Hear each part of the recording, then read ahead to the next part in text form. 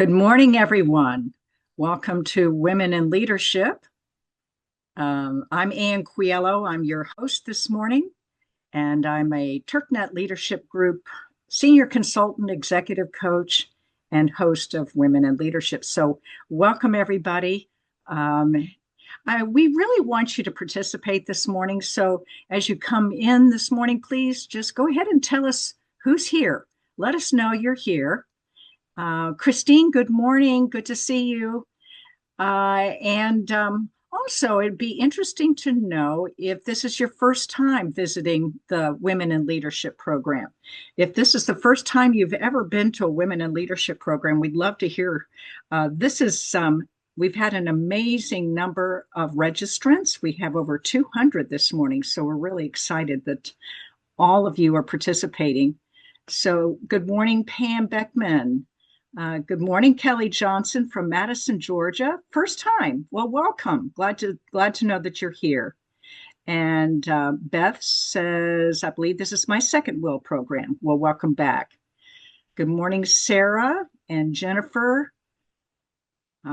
Everyone's streaming in. So Yolanda, who is in the background, our producer, Yolanda, maybe we can capture how many are first timers for Women in Leadership. This is fantastic.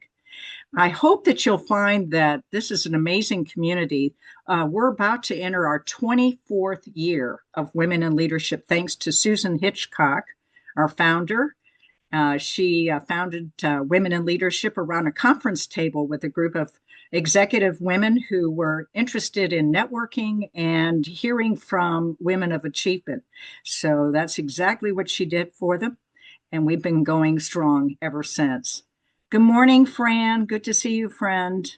And good morning, Shakara Lewis. Thank you for being here. Good morning. Let's see, Shondalyn, good morning. And Sunshine Berry, good morning. Oh, it's so good to see some new names. Thank you all for joining us. The other way in which you can participate this morning is as we get into our discussion with our featured guests. If you have any comments, enter them into chat. Please do. Please let us know what your comments are, what your thoughts are regarding our discussion. And then if you have questions, please also enter those into chat. We're going to get to our questions a little bit later in the discussion. But welcome to everyone. Welcome to Women in Leadership.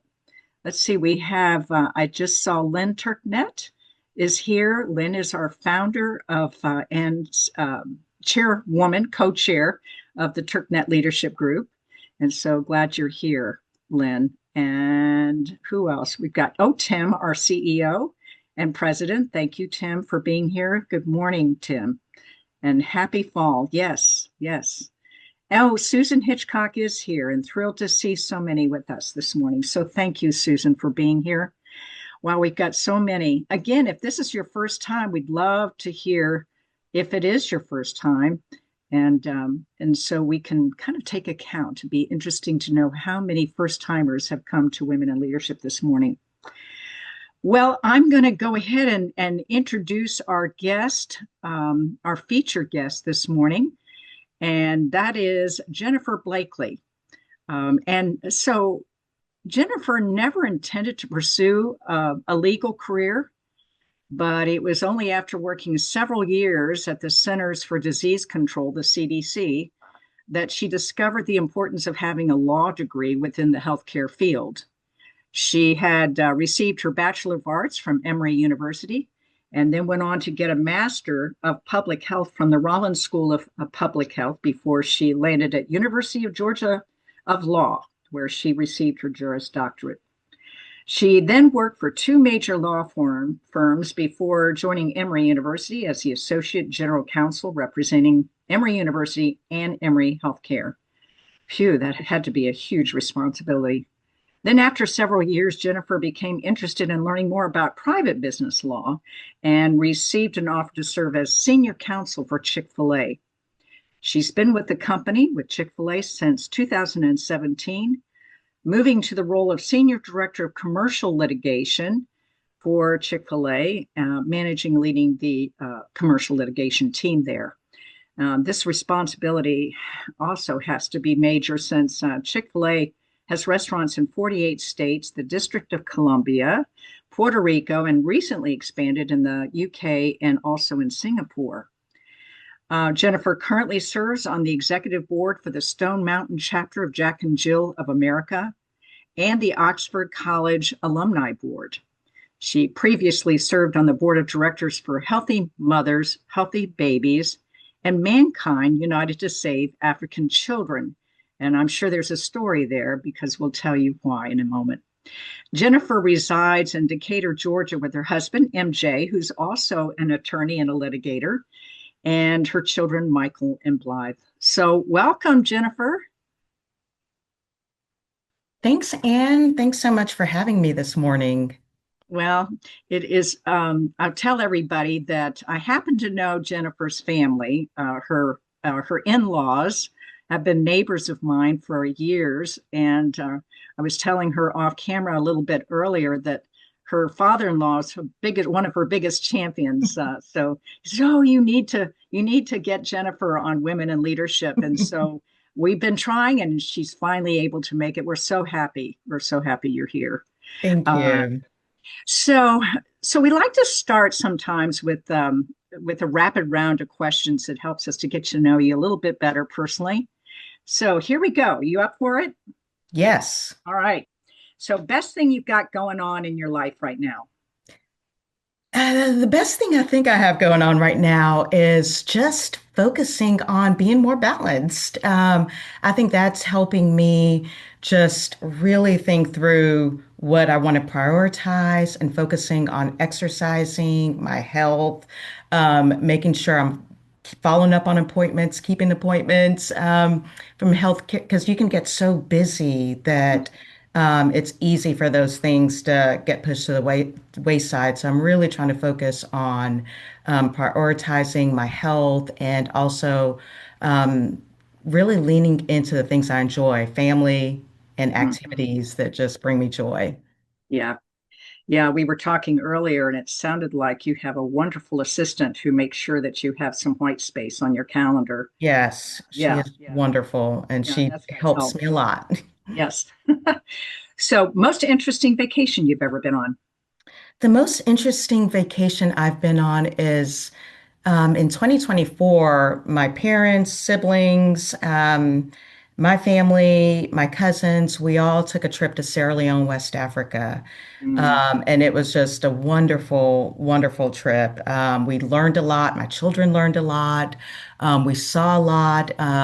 So I would have to say that was, and it felt like a trip of a lifetime to be able to do it with my family. And so it was, I think that was probably one of the most interesting trips I've had.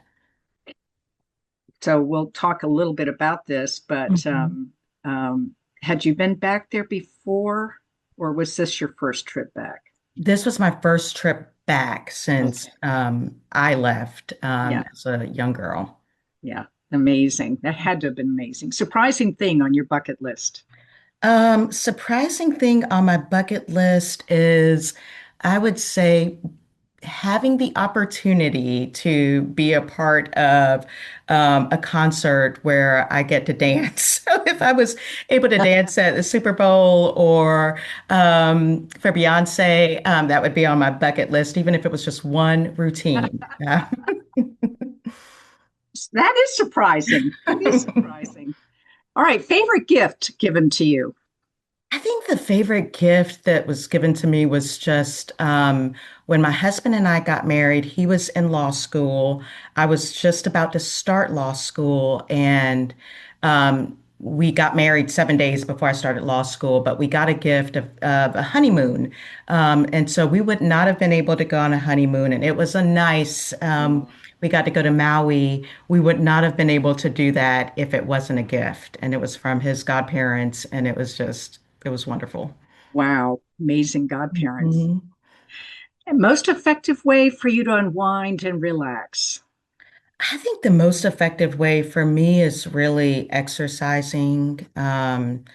That's one way I unwind. The other way, I've started listening to books on Audible. And so sometimes it's just putting on a book and walking around outside. So, Yeah, yeah, yeah, yeah. mhm.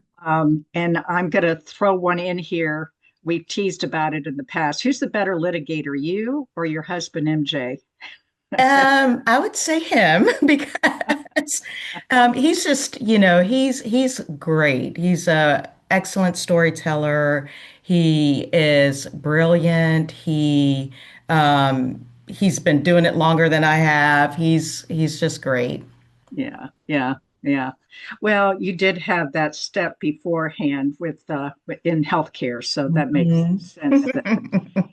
Well, anyway, so we've talked a little bit about Sierra Leone as part of your beginnings. So, can you tell us when you came to the U.S. with your parents from Sierra Leone, where I guess you were born, and what was that like, that coming to the U.S. as an immigrant?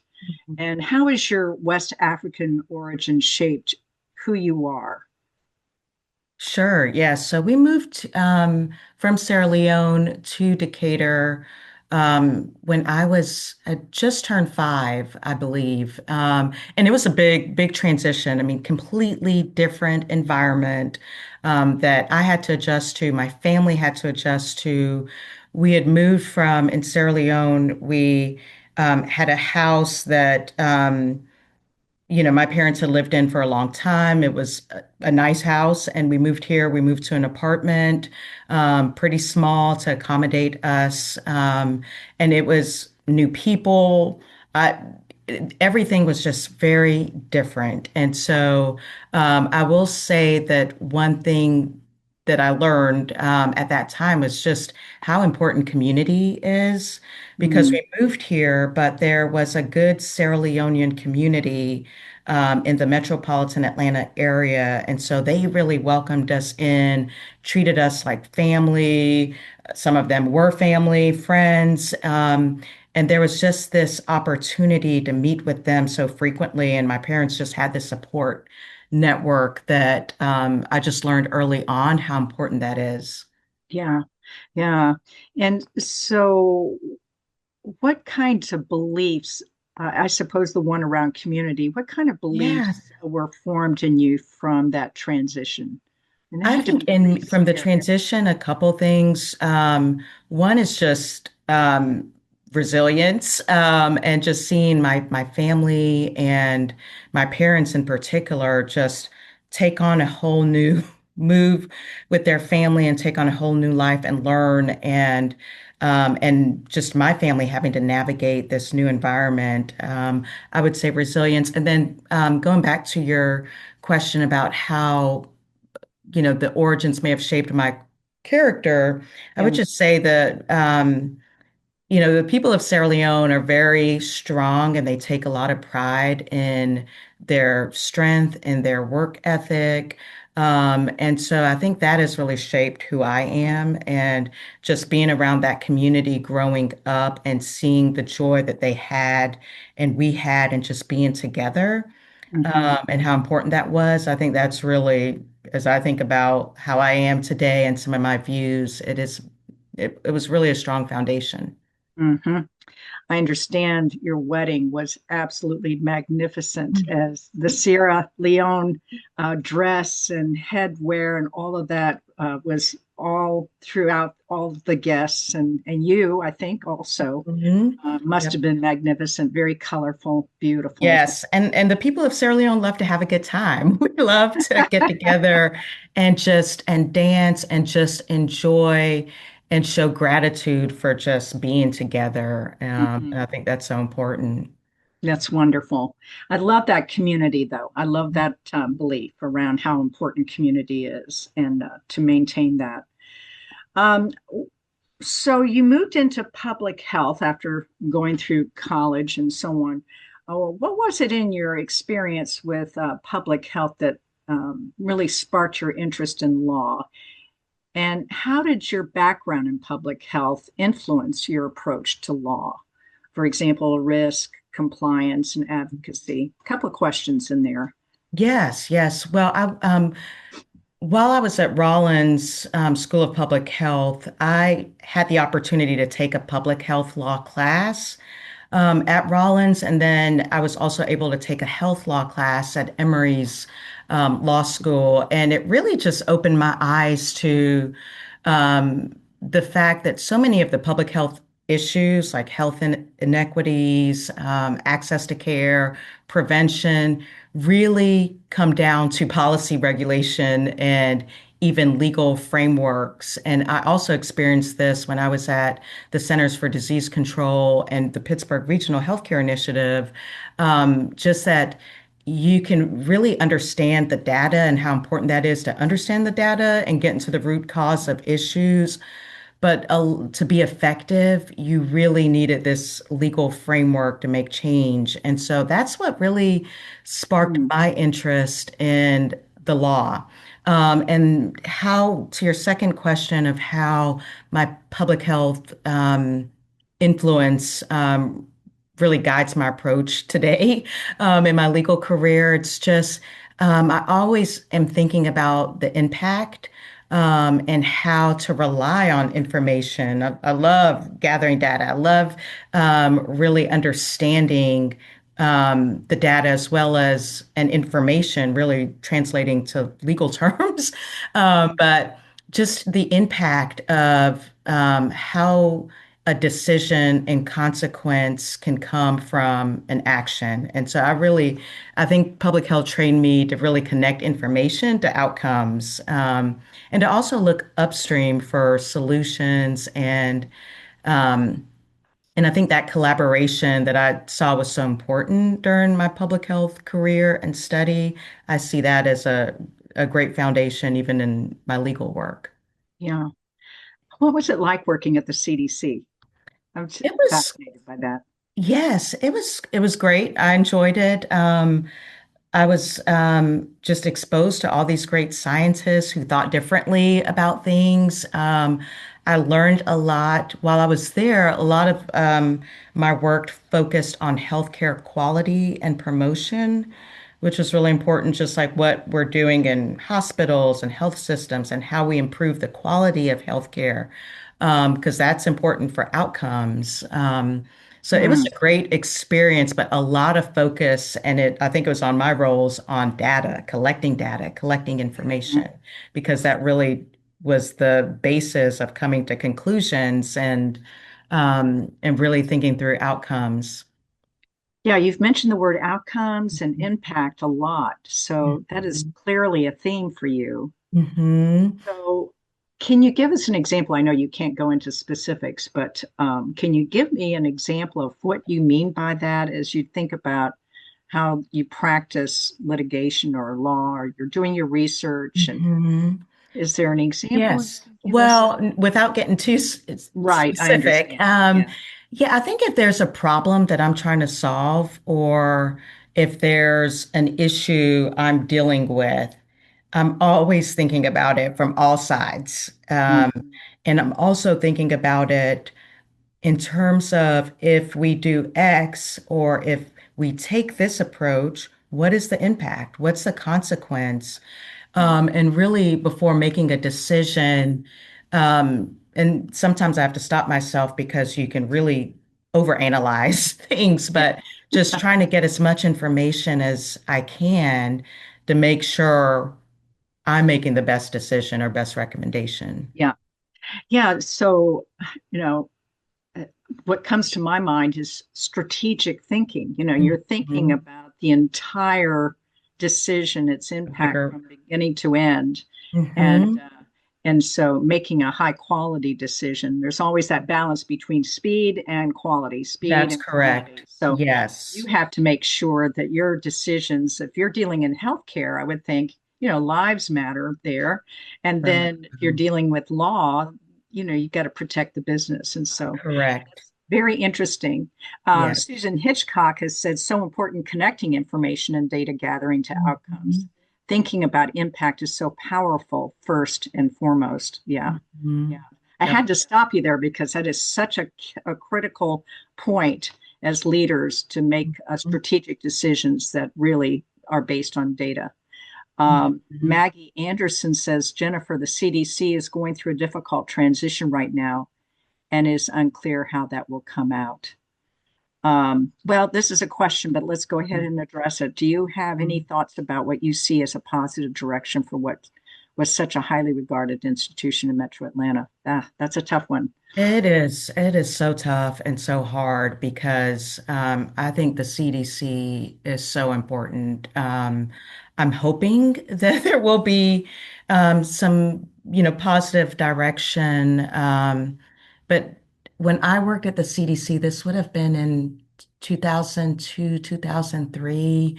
Mhm. And I know things have changed so much since then, but I do think it's, an important institution, and what public health professionals do day to day is so important for everyone. So I'm hoping that um, I hope that there is a positive direction because I know Mhm. that there is. It's a difficult time right now. Yes, yeah, yeah. I would think leadership is critical for them. Hmm. Yeah. All right. So then you moved from law school, and Mhm. you also worked for a couple of outside um, law firms, right? So Mhm.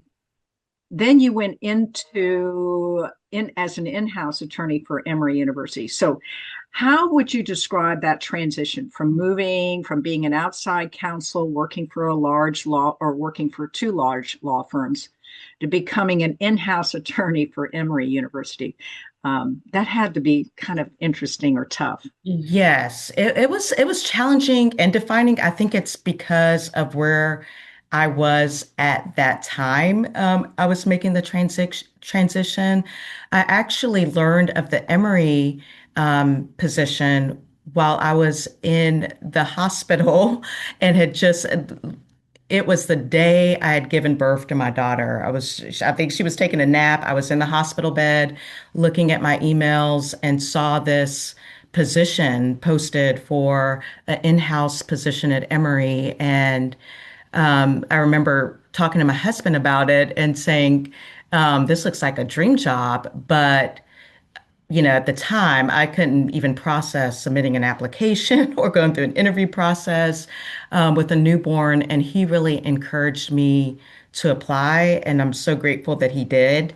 Um, and so once I got my bearings from getting out of the hospital, I applied. And I would say my first day at Emory was my first day leaving my daughter from maternity leave. And I just remember walking on campus that day, my first day on the job at Emory, and just feeling so overwhelmed. The campus was huge. There were buildings everywhere versus going into a law firm environment where you just, walk into a building, it seems a little bit more sterile. Um, and I also felt at the time I was leaving this comfortable path and stepping into this place with a lot of unknowns because I had not worked in-house before. And also when I took the position at Emory, they were needing to teach someone a new area of law. For me, it was employment law.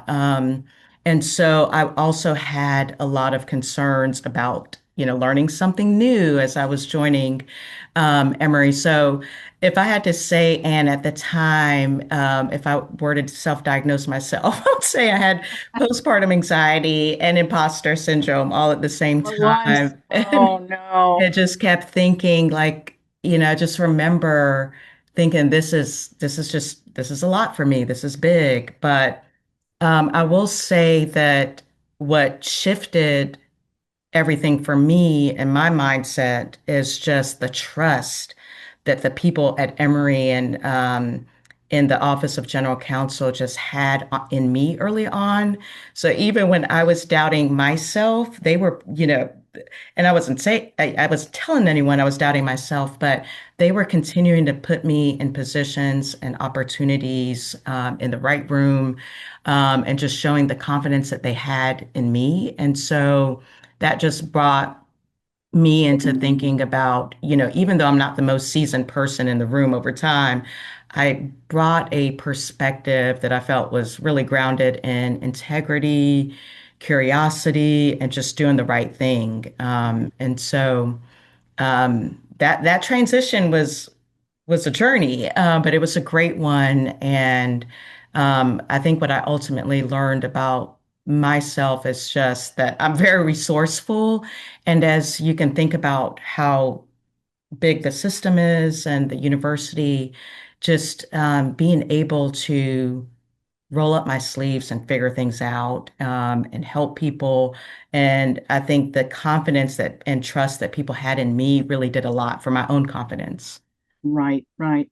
It sounds like you were finding more and more evidence to counter what it was that you were telling yourself, Hmm. that perhaps Hmm. you weren't good enough, or you might be found out that you weren't good enough, which is distorted thinking. Hmm. But it sounds like you were slowly but surely getting the evidence that could turn that mindset around. That's right. Yes. And that's so important because there's so many men and women that go through that kind of thought process or mindset about Hmm. themselves and their work. Hmm. So thank you for sharing that, because it's really it happens to the best of us. Yes. Yeah. Susan Hitchcock says, "What a great story of risk taking and overcoming anxiety and discomfort to a successful situation." And Thank Kelly you. Johnson says, "Love the advocacy you had to support your growth." Yes, Hmm. advocacy, that's a great That word. is, Great it's a word. great word. Yes. Um, Fran is thanking you for your transparency and your journey to success. And Allison says, "Yes, thank you for sharing your authentic self with us. Highly resonates." And then Susan says, "Confidence often comes from taking on difficult Mhm. challenges." That's right. That is right. And I can't help but think about your Sierra Leone experience and transition. You had to be pretty worried about what was going to happen, but you, through community, you were able Hmm. to add that trust Yes. and Yes. turn that around. Wow. All right. Great story. So then you transitioned to Chick-fil-A. So what can you tell us about your journey to Chick-fil-A, and what was it that brought you there or drew you there? Yes. So I had been in working with either healthcare systems or system or healthcare adjacent systems and companies, and so wasn't really looking to leave Emory, although I was also knowing that I needed, like I was at a point in my career where I thought, if I'm going to make a change, if I'm going to make a move, this is probably the best time to do it, but not doing anything to actively seek that out. But I did have those thoughts in my head at the time. And I met an attorney while I was doing a leadership program, Leadership Georgia. We met the first program of the year, and he asked that we go out to lunch and just talk about our experiences being in-house. And so when we went to lunch, he just shared all this great information about Chick-fil-A, their emphasis on leadership development, personal development, professional growth. And he shared that there was an opportunity that was available, and he invited me to apply. And so I did, and I went through the process. I actually did not get the position that I initially applied for, but in my interview process, I met someone else, and she had an opening on her team. And so I had a lot of time to really think about and do my research and thought at the time that a lot of these opportunities don't come around where you get to pivot. And Mm, also, it was a great opportunity for me to really think about working for a for-profit business and learning. And so I decided to take that opportunity. It was a very hard decision for me just because I really loved the people I worked with at Emory. And it was the first time, as I was telling people that I was going to leave, I think it was the first time in my career I cried on the job in oh, front of people. And just as I was having these conversations, I think it's a testament to just how compelling the opportunity at Chick-fil-A yeah. was because it was such a hard decision for me to leave. Yes. Yeah. I can believe that. Yeah. Mhm. Um, So yeah, that's interesting. So, and then you found yourself eventually as a senior director over commercial litigation. So, what's a day in the life like as a senior director over commercial litigation? What is that? Sure, it's a mix of strategy, problem solving, back-to-back meetings, people management. I spend a lot of time collaborating with internal stakeholders. The role also involves a lot of planning, anticipating issues, assessing the landscape of issues that are out there, and trying to think several steps ahead to prevent issues before they arise. So there is a lot of variety day to day. No day is the same, but I really enjoy that variety. I think that's when you work in an in-house legal department, there can be a lot of variety, and it's just great for me because things are always moving. There's always just new initiatives that are going on, and as a leader, there's a lot of investment in development in myself, and also thinking about developing others. Yeah, yeah, yeah. When you think about litigation, you think, oh, well, you're in a reactive role. You're just reacting to any lawsuits that come your way, Mhm. and managing all of the volume. I would think for such a large organization there, and you're dealing with the public, there's got to be a lot of lawsuits. But what you're saying is that no, you're looking also ahead of time at what might be coming down the path towards you. That's So correct. yeah, that's Mhm. interesting. Um, Susan says, "What a fantastic job description. You will inspire other young women to pursue what you do." Yeah. So hopefully that's the case. And I'm sure that we'll talk about that in a minute. I'm sure that you play a big role in doing that. So I have to tell you the story about my one one experience, one of several with Chick-fil-A. I was doing a tour with a group of children, and anyway, so we went to the headquarters, and it was a big. And by the way, I think the headquarters is open. At this we're talking about Chick-fil-A is open for tours that you can actually register for a tour. So we were on one of those tours, and it happened to be Truett Cathy's one of his big birthdays. Now this has been years ago before he passed away, and they had asked all the employees of Chick-fil-A to um, submit a one word or two-word description of Truett. And they took all of the ones that were most impactful and made big posters and posted them all throughout. I call it the rotunda, but the big, huge lobby area. And so they were all over.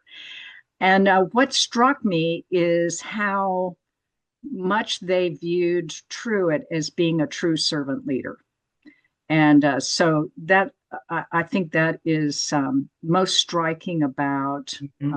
Chick-fil-A, its culture, and Truett himself, and how he established that culture.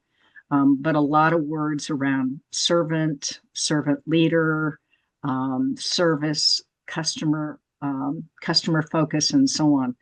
So I was curious if you could share with us your experience with this Mhm. servant leadership model that he really launched and Mhm. created, and the actual serve model. What's your experience like with all of that? Sure. So to me, servant leadership really at its core, it's about prioritizing growth and well-being of the people around you and your teams. And my observation, just through my legal experience when I've seen servant leadership play out, it's just leaders creating an environment where people can really thrive, and provide more of a positive impact. As it relates to the serve model, um, really the emphasis there is, seeing the future for the S, E, engaging and developing others, reinventing continuously, valuing results in relationship, and embodying the values of a leader's heart. And so I see that day to day. There's a lot of emphasis on that. It's really, when you see the future, it's providing a clear vision, anticipating challenges. There is a big emphasis on engaging and developing others, and I think that's a big part of serve is you are actively listening to your team, you're empowering them, you're finding opportunities for them to grow. Um, and then with reinvent continuously, it's just creating an environment where you can learn from mistakes, you can adapt, you can change and pivot, improve on processes, and then valuing results and relationships. To me, it's just that focus on building those strong, trusting relationships across the business, across the work you do, and people.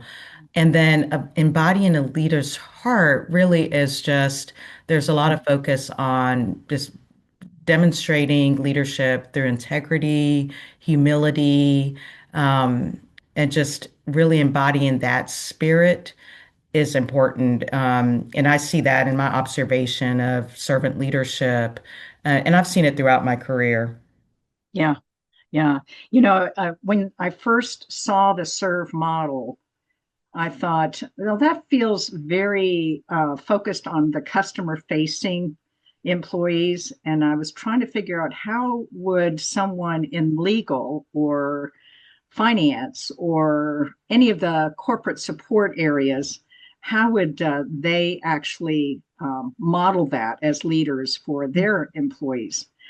So, how do you do that in legal? hmm Well, I would say for me, really thinking about serve, for me, it's seeing the future. It's reminding myself to make sure I'm lifting my head up and from just the day-to-day work that needs to happen and thinking about the bigger purpose, the bigger picture Hmm. um, in my work. And then in engaging and developing others is making the time to even with all that's on the plate, all of, deadlines coming, it's making the time to invest in people and growth and constantly checking in with people on the team. And even in valuing results and relationships, I think a lot as I think about my own work is those relationships are critical for any of our outcomes. You need to collaborate. We need to make sure we're aligned. And so that collaboration and building of trust is important. And then embodying a leader's heart. And what I do is just, I'm thinking about my outcomes strategy with respect to making sure that I'm thinking about it in a way that there's integrity and putting service of people and thinking about that above myself. Hmm. Yeah, so it actually lives inside all of the uh, places and spaces at Chick-fil-A. That's amazing. It has to be, I mean, when you go to a Chick-fil-A restaurant, it just it seems to permeate all the way through to the customer in terms of service and servant leadership and so on. So, um, boy, it's been a real success story Mhm. for Chick-fil-A. Um, I was reading where I think it's only 30% of family run businesses survive through the next generation, and then it goes down from there.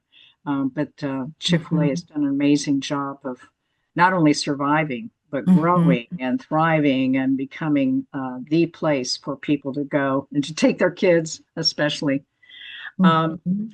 well, that has to be quite has to have quite an impact then on the people that you lead and to be able to Mhm. model that.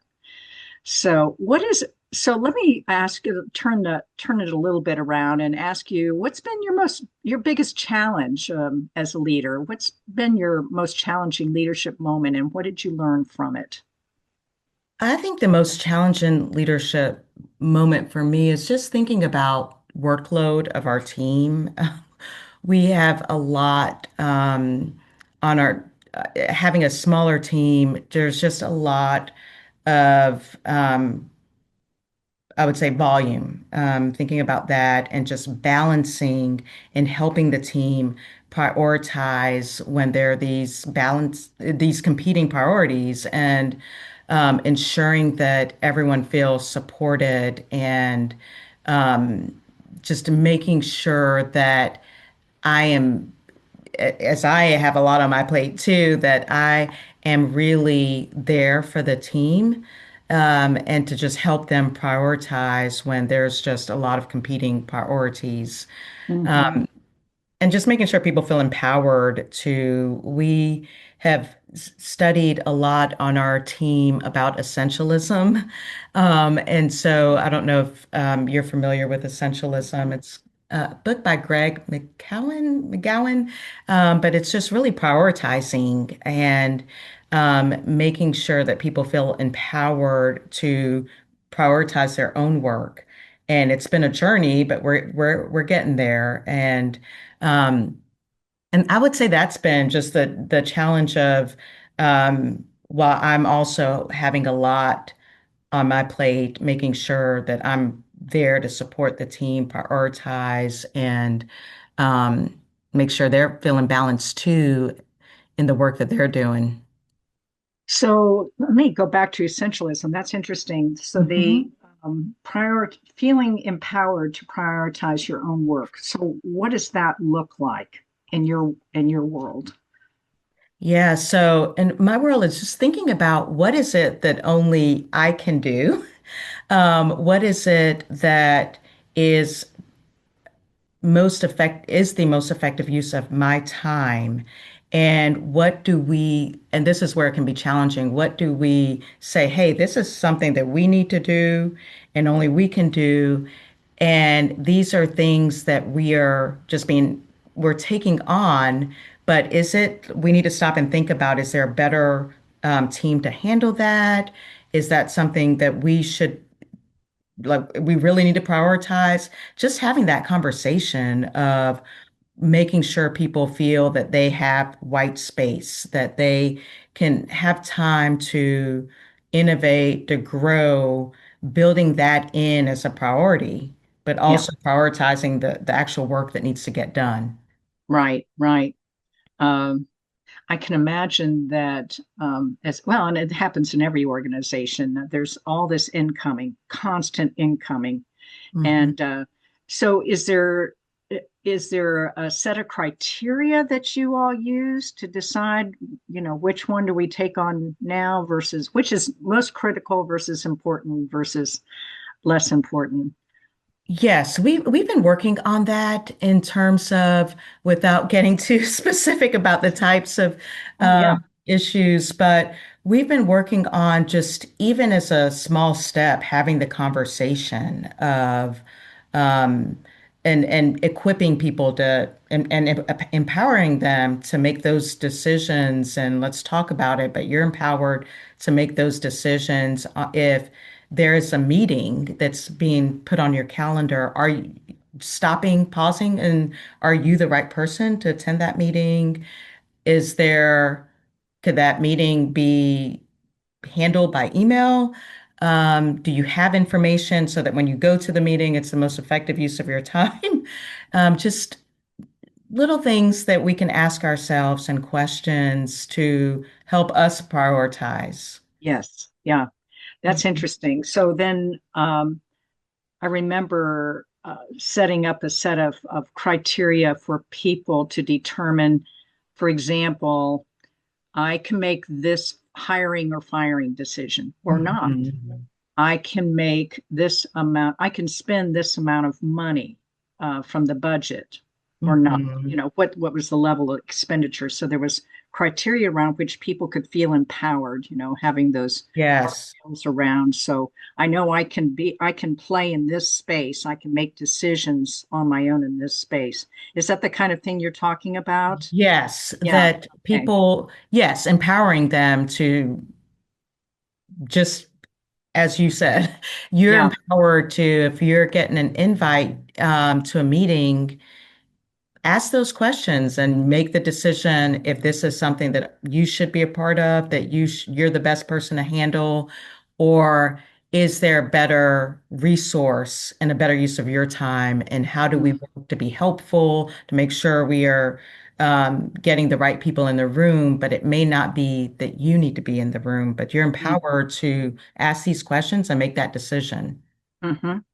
Was Essentialism then, was that a book that everyone at the headquarters was reading? No, no, it's just our team has been on a journey with it over the last couple years, and um, I do believe though that the author has, he has several books, but he's an author that I think is very well respected. Hmm.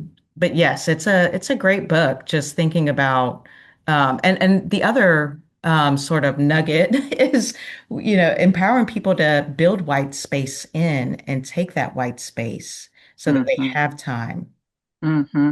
So we're asking, so Yolanda, I'm hoping you can put in chat the name of the book and Mhm. the author, perhaps a link to where they can find it. So what is the name of the author again? It's so the name of the book is Essentialism, and the author is Greg, and I'm going to spell his last name McGeown.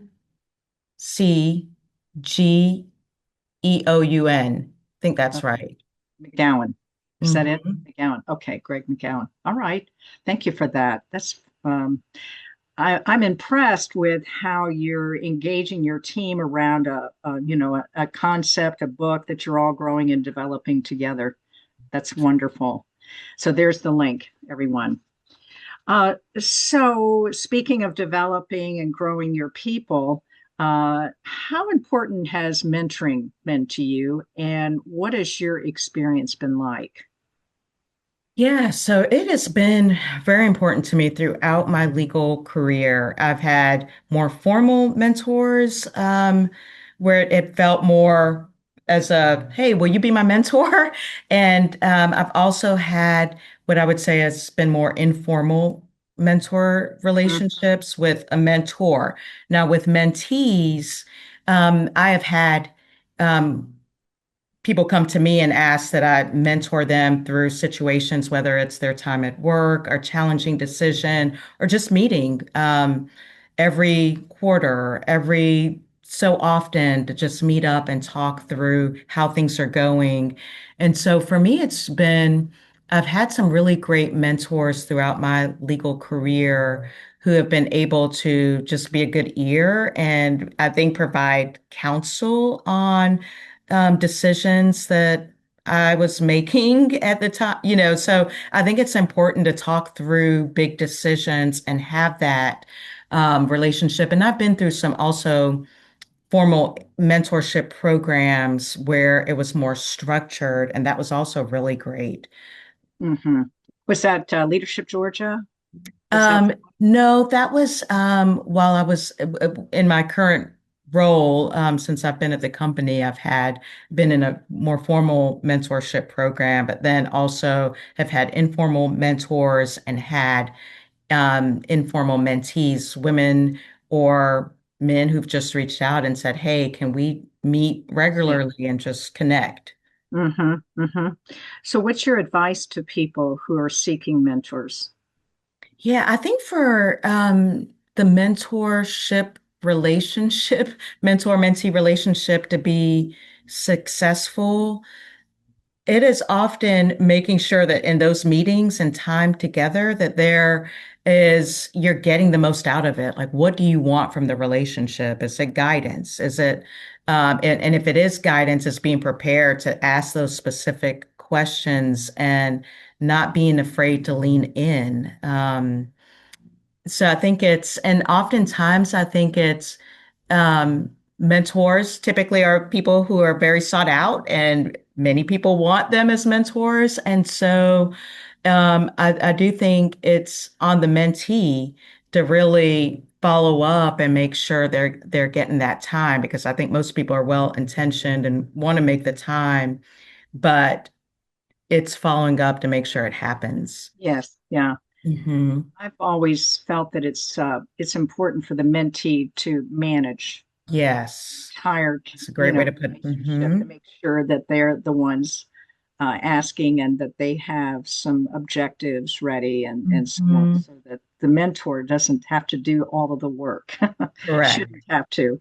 Um, so you mentioned a formal mentoring relationship or mentoring uh, program. Is there one at Chick-fil-A where there is intentional mentoring put in place? Yeah. Yeah, I think it has evolved and changes over time, but the one that I was a part of was more of a formal program where they had recommendations on how to make your time effective with your Yeah. mentor, suggesting, hey, try to meet once a month or every couple months, setting that time aside, and also thinking about an experience to attend with your mentor, not just meeting for coffee or lunch, but maybe they're giving a talk, or maybe they are having a meeting that they can invite you to just Mhm. and also, one thing that I thought was really great is inviting the mentor in to expose the mentor to the team, and bringing the mentor in so that the team could benefit from the mentor. That's right. Hmm. Lynn Turknett said it's growth promoting too for the mentee, less Yes, responsibility to be on the mentee's shoulder. Yeah, yes, makes sense. I Yeah, agree. makes sense. Had another comment from Allison Dalby. She said, I love the buckets you mentioned. Number one, is this something only I can do?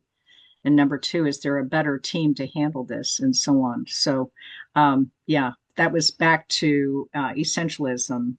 And so, anyway, you've mentioned a lot about, which has been really helpful and useful, I think, about intentionality around white space, around prioritizing, around balance, around, um, anyway, it seems like it's a theme that's gone through our entire conversation. So we mentioned in the introduction that you were on the boards for a couple of organizations, for the Stone Mountain chapter of Jack and Jill of America and the Oxford College Alumni Board. And you were previously on the board of directors for Healthy Mothers, Healthy Babies, and Mankind United to Save African Children. How do you decide if you're going to be an active board member on a nonprofit or well, actually nonprofit at this stage in your career? But how do you make that decision?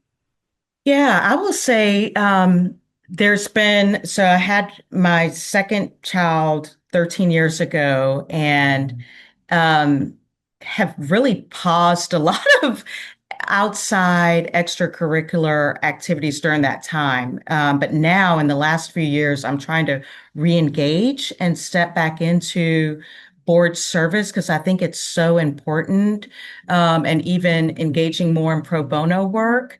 So I think to me, it was when I decided Healthy Mothers, Healthy Babies, I had an interest in that, in the work they were doing. I aligned with the mission of the organization. It was just an impactful organization in what they were doing with babies throughout the state of Georgia, and with Mankind United to Save African Children. That was a board that to me was important because it was after the Civil War in Sierra Leone, and a lot of children were displaced from their parents. Their parents passed away, or, it's just a tragic situation. And so it's an orphanage that gives the boys a place to stay and have shelter and comfort and love, and be able to go to school and have all the supplies and resources they need. And so I was just passionate about that. And I think it is important as I'm looking at board service organizations that just align with my values and things that I'm passionate about. Yeah, yeah.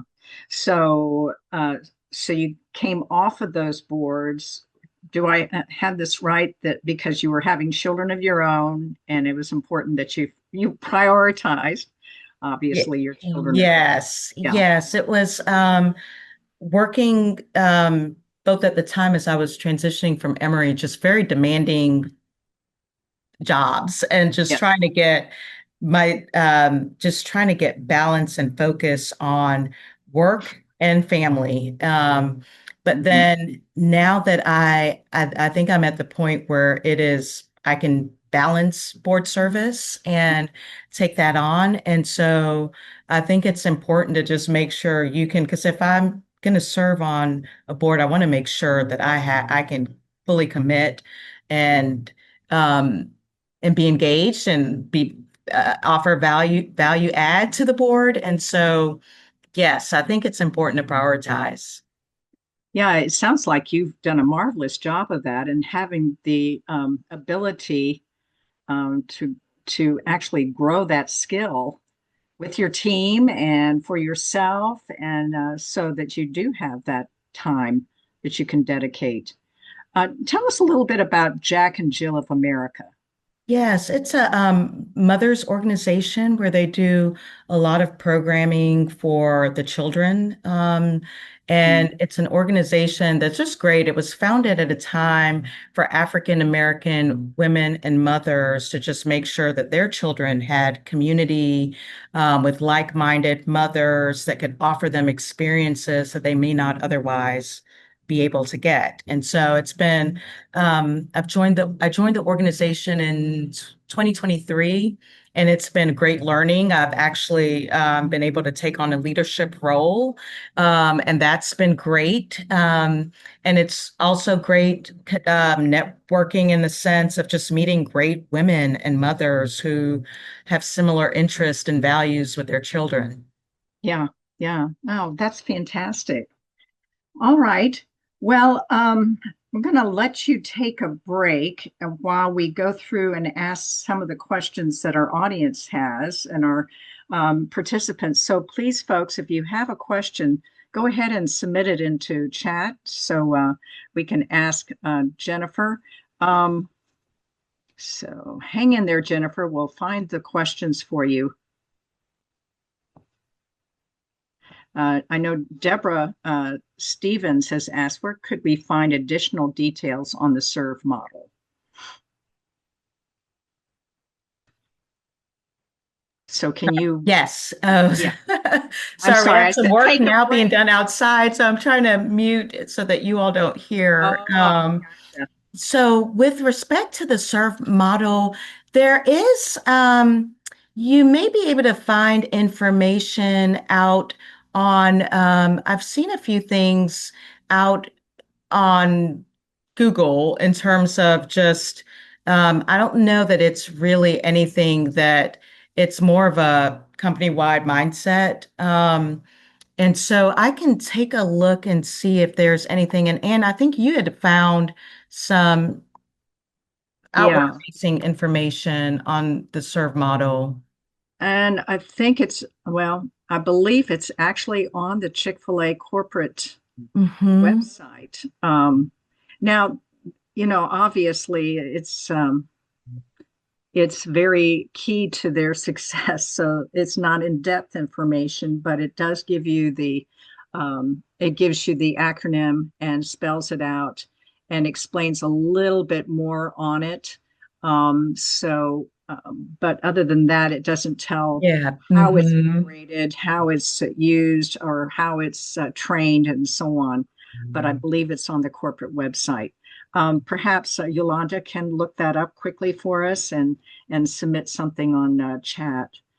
Um, all right. So there was one. Christine says we can do it all, just not at the same time. Back to the prioritization. Different seasons require different priorities. Sometimes it's a no for now, but not a no forever. I think that's what you were saying. That's Well said, correct. Christine. It Yes. wasn't a no forever, but a no for now in terms of your board service and so on. Um, and Susan says, you make a great point that there is a best time in one's career to do more nonprofit and community support roles and board service. Doesn't always work early on with life events and responsibilities.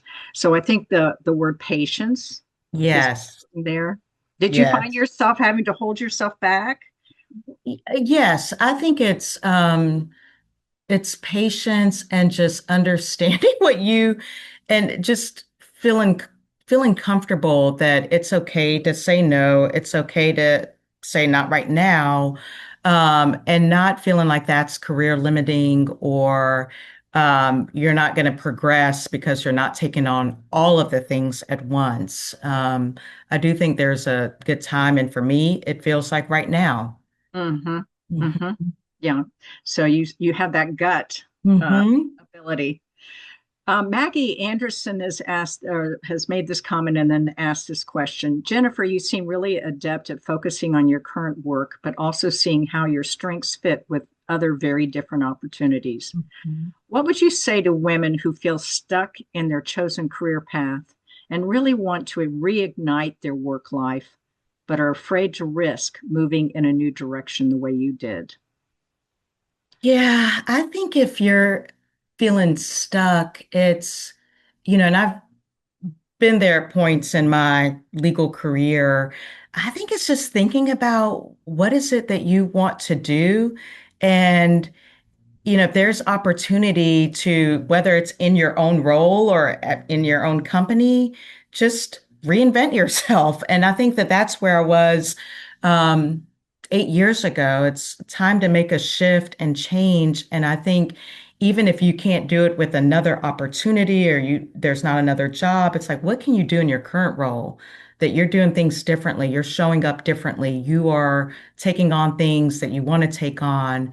Um, and finding, I have to remind myself of that sometimes too, is just finding gratitude in a space where you currently are. Like what, because it can be easy to be constantly thinking about the next thing.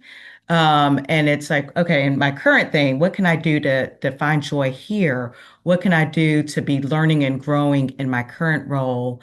And whether it's taking on different bodies of work, seeking out opportunities, seeking out boards, seeking out or the other organizations that you can join. It's just trying to find, and I know it's hard with time, but trying to find what you enjoy and what you think you're passionate about and seeing how you can move towards that. I love It's that. it, but it's hard. It is hard when you feel stuck, but I do think, and it's been helpful to me in those moments to think about, okay, well, what are you going to do to get unstuck and just Mhm. start chipping at it. Yeah. But I know that's easier said than done. Did you ever find yourself with a champion that you knew would have your best interests at heart Ye- inside either Emory or the law Yes. firms or Mhm. Chick-fil-A? Yeah. Yes. I have had some success with champions. I think at a lot of different phases in my career. And I think that's really important. Is there's someone, and that's a good point, Anne. Is there someone in your organization that you can also talk to about feeling stuck? Mhm. Sometimes it's even going to your manager and saying it feels like that's something you shouldn't say, Mhm. but it's okay, I think, to say, hey, I'm feeling stagnant. I'm feeling like I need to do something different, or I'm feeling stuck. If you are in a position where you feel like that you're in a safe space to do that, and you have that relationship with your manager or someone else in the organization that may be able to help you. Hmm. Yes. Yeah. I think it's important to let people know, not, and maybe it's, I'm looking for other opportunities where Hmm. I can thrive and help company XYZ, whatever. Um, Hmm. so great point. Allison Dalby said, I'd love to hear what Jennifer's favorite book and or podcast recommendations are, professionally, Yeah. if you're willing to share. Yes. I would say pro professional books. I read Gap and Gain last year. And I think, especially if you're feeling a little stuck, or very stuck. The Gap and Gain is a great, great book. And it really Hmm. talks about just making incremental progress and how you can make incremental progress. And that you're moving towards a goal of getting unstuck, but also, how to manage this constant feeling of needing more or needing something different. Hmm. So I think that's a great book, The Gap and the Gain. The other podcast that I've been listening to lately, and that's by Dan Sullivan, um, The Gap and the Gain. Jefferson Fisher is he has a podcast that's really good. It's more about communication, which I'm always working on. And it's just talks about different situations and scenarios and how to navigate communicating in those situations and just how to be a more effective communicator. Wow, that's fantastic. What's the name of the podcast again, Jennifer? It's Jefferson Fisher. The name of the Oh, podcast, if you, um, I'm blanking on the, may even be talk. I think Yolanda has just posted a link Okay, to yes, his he's podcast. wonderful. Okay, great. And he may have several different ones. It may be just the Jefferson Fisher podcast, but Right. um, I would highly recommend listening to that. Wow, thank you so much. Allison said, yes, love him. I think she meant Jefferson Fisher. Thank you for these recommendations.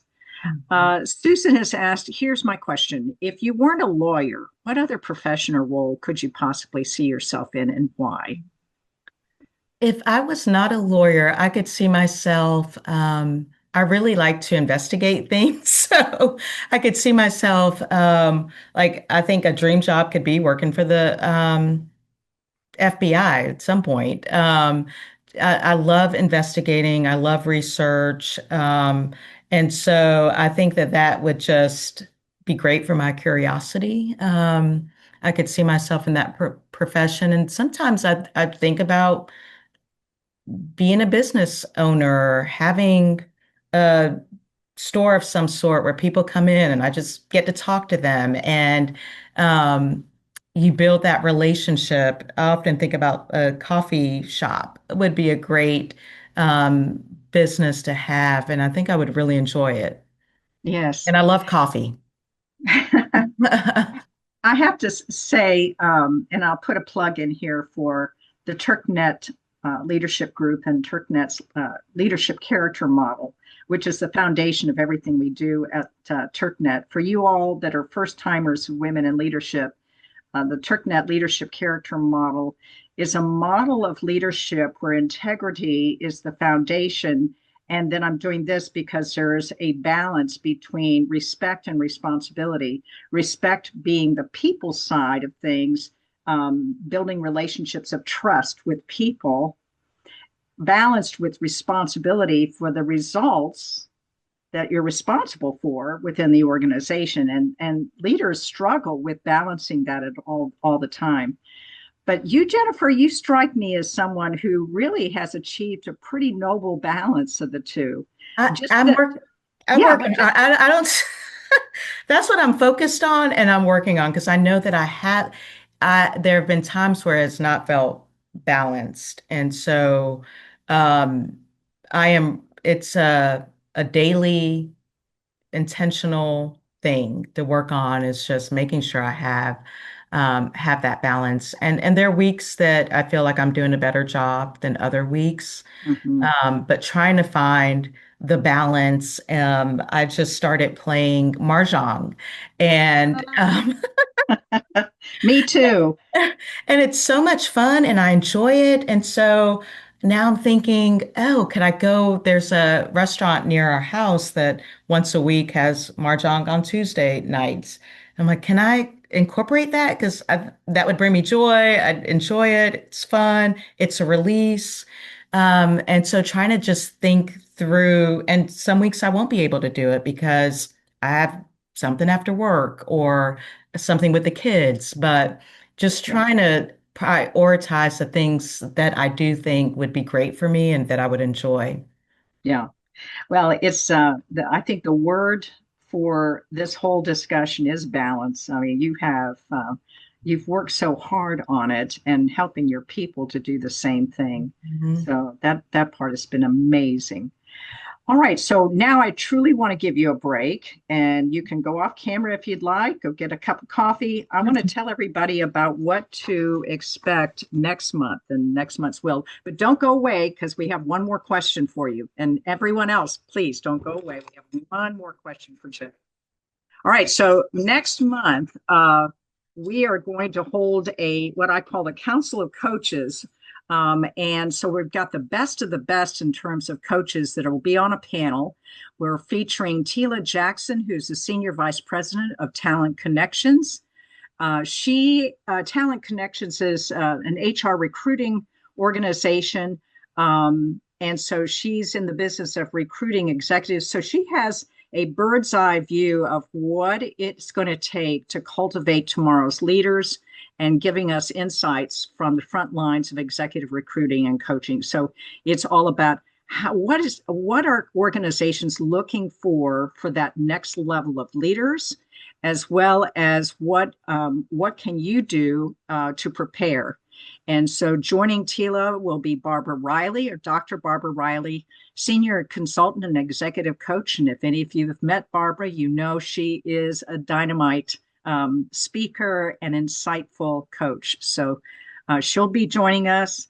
And then Tim Huff, our president and CEO, is joining us. And he too has quite the bird's eye perspective, having talked with organizations around the country and in terms of what it is that they need in their leaders for the future.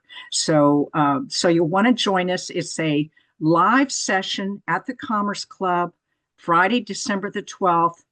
The doors open at 7:30 for breakfast and networking. So please come and join us then. The formal program starts at 8 and ends at 10. So Commerce Club, Friday, December the 12th. We hope we'll see you then. I also want to give you a little peek into Women in Leadership 2026, where we've got the first 6 months are completely secured in terms of our featured guests, and most of the last half of the year is as well. So it as the PowerPoint slide says, it promises to be a year full of exciting speakers, ideas, and connection.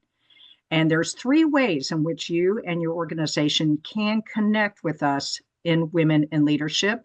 You can purchase an individual seat. We're accepting silver sponsors and gold sponsors with all kinds of post workshop or post program opportunities. So please contact someone.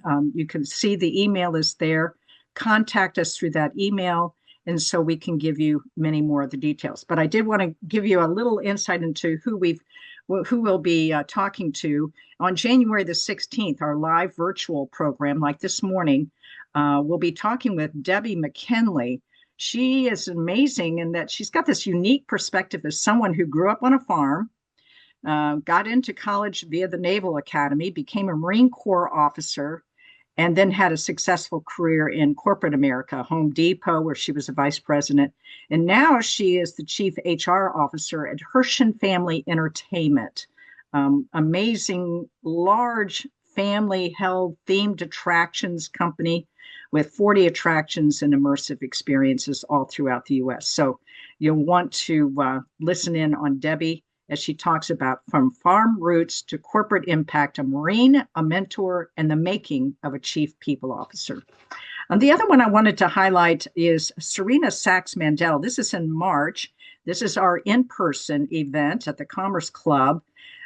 She was the former Global Chief Technology and Transformation Officer for Education at Microsoft. And she's also now the Field Chief Technology Officer for MGT Impact Solutions. But she's written a book, and it's called Empowered, Frame Your Narrative, Own Your Power. So we're going to talk a lot about this and her journey of overcoming some personal challenges, and included a really tough childhood and overcoming cancer.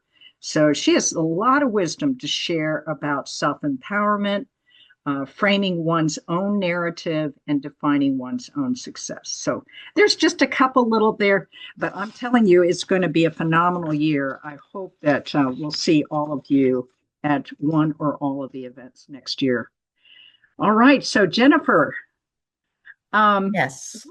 what would you say is the one thing you want to leave everyone with from our conversation today? What's the one thing?